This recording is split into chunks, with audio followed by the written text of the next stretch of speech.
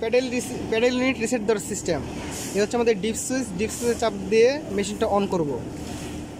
আমাদের ব্যাকলাইটটা জ্বলে আবার নিভে যাবে।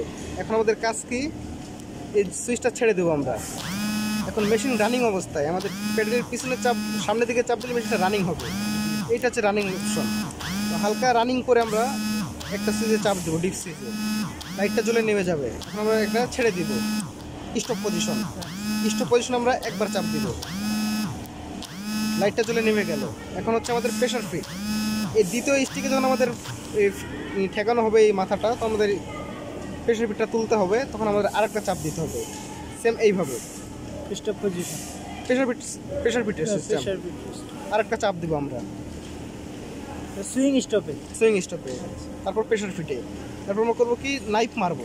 নাইফ, এই হচ্ছে নাইফ, ফুল চাপ দিয়ে ধরে রাখবো আমরা। লাইটটা যদি আমার জ্বলে থাকে তাহলে রিসেটটা কমপ্লিট, আর লাইটটা যদি জ্বলে নেবে রিসেটটা কমপ্লিট না। ওকে,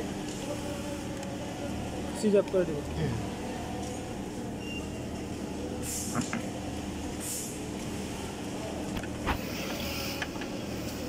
শেষ।